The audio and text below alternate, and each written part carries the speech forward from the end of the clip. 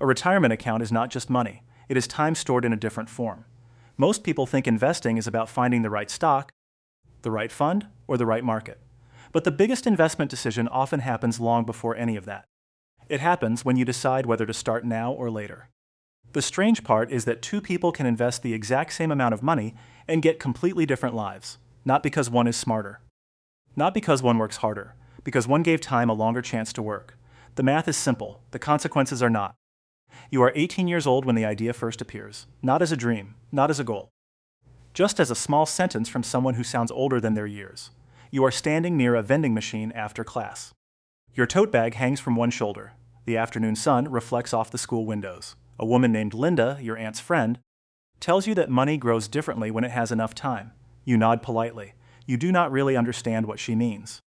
18 feels too young to worry about retirement. The future feels infinite. A few months later, you get your first real paycheck.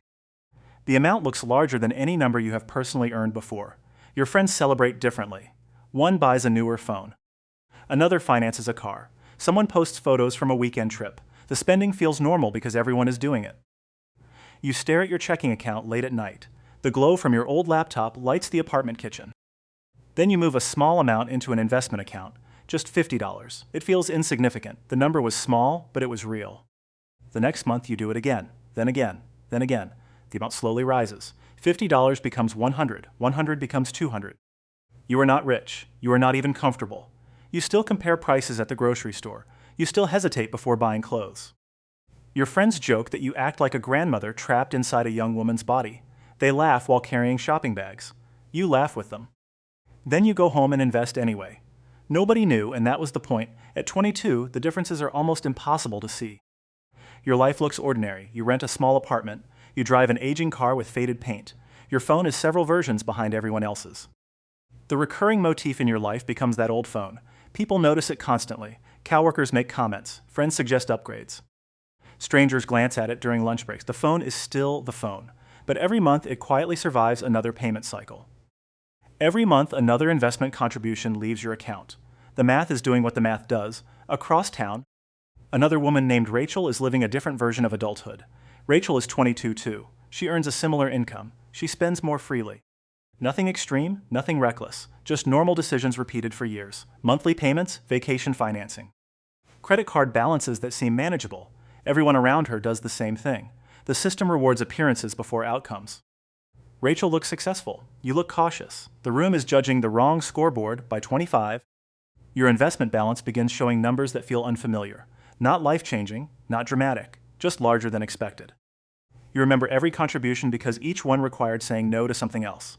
A dinner, a purchase, a weekend impulse. The account grows even during months when you add very little. You sit near your apartment window one evening and refresh the screen twice. Then 3 times. The growth is not coming only from you anymore. Time has started helping. The number is real. Meanwhile, Rachel upgrades her apartment, then her vehicle, then her lifestyle. She works hard. Nobody can deny that. But every raise immediately finds a destination. Better furniture, higher rent, more subscriptions, more obligations. She earns more than ever and somehow feels no lighter. The system loves this pattern. The system does not explain. It executes. The paycheck arrives and leaves almost immediately. Motion is not the same thing as progress. At 28, you reach 6 figures invested.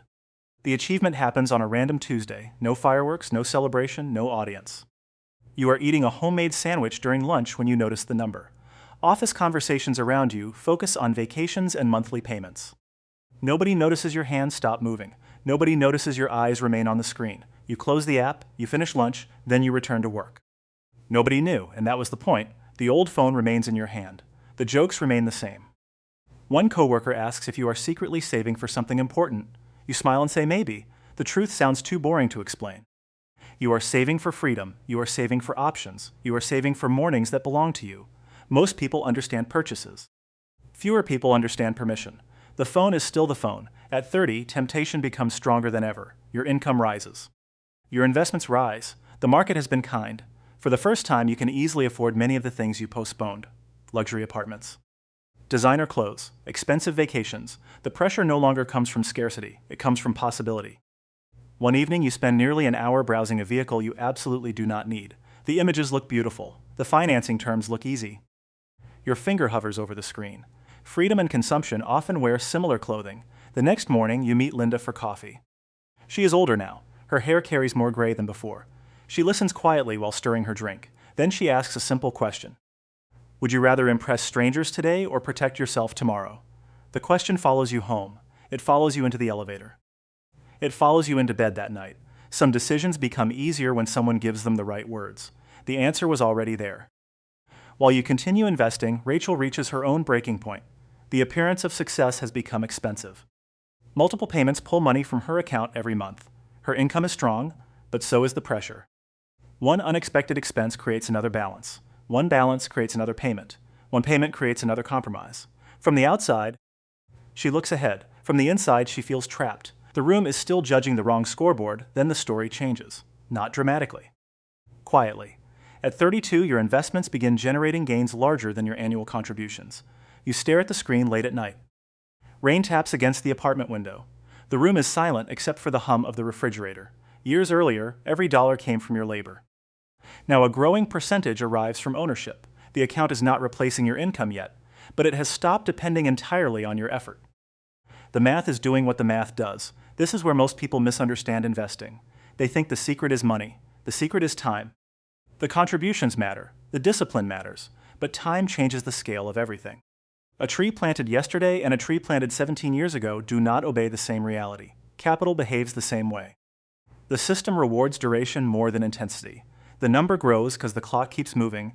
Then imagine a different path. Imagine you never started at 18. Imagine you waited until 35. Same intelligence, same income, same monthly contribution, same woman.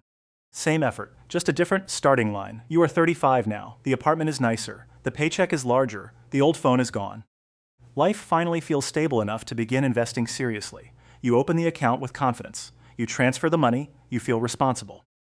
You feel prepared. But time has already left the room. At 35, every contribution must work harder because it has fewer years available. The market still helps. Compound growth still exists. But the runway is shorter. The snowball begins rolling much later down the hill. You invest faithfully. You do everything correctly. Yet the numbers struggle to catch the version of you who started at 18. Not because you failed. Because time cannot be purchased afterward. The math does not care about intentions. By 45, the gap becomes visible. The 18-year-old investor has an account large enough to influence life decisions. Career choices become optional. Risk feels different. Emergencies feel smaller. The 35-year-old investor has progress too. Real progress. Respectable progress. But the account serves a different role. One is creating freedom. The other is still creating security. Both invested. Only one had extra decades. The system did not change. The timeline did. At 55, the contrast becomes almost uncomfortable. Friends assume the difference came from salary. Others assume inheritance. Some assume luck. Few people see the hundreds of quiet decisions hidden underneath. They do not see the old phone. They do not see the smaller apartment. They do not see the homemade lunches. They do not see the years when nobody applauded. They only see the outcome after the clock has finished speaking. The clock is always speaking. Rachel finally notices it during a conversation about retirement. The numbers appear side by side. Similar careers, similar effort. Similar monthly investments, completely different results. She grows silent, not because she is jealous. Because she finally understands what happened. The winner was never the person with the biggest contribution. The winner was the person who started earlier. Time had been investing too. You sit at your kitchen table one evening. The same window is there. The same city lights glow outside. The account balance is larger than the younger version of you ever imagined. Yet nothing about your identity feels dramatically different. You still drink coffee from ordinary mugs. You still walk through grocery stores. You still wait at red lights. You did not become another person. You simply gave time permission to work longer. That is the hidden truth most people discover too late. Investing is not a competition against other people. It is a negotiation with time. The earlier you begin, the more years stand on your side of the table. The later you begin, the more years sit on the other side. Both paths can lead somewhere meaningful, but they do not lead to the same destination. The difference is rarely talent. The difference is usually timing. The old phone was never the question. The investment account was never the question. Even the money was never the question. The real question was whether you understood what time was offering before it moved on. You did not become wealthy because you were special. You became harder to control because you started before most people believed it mattered.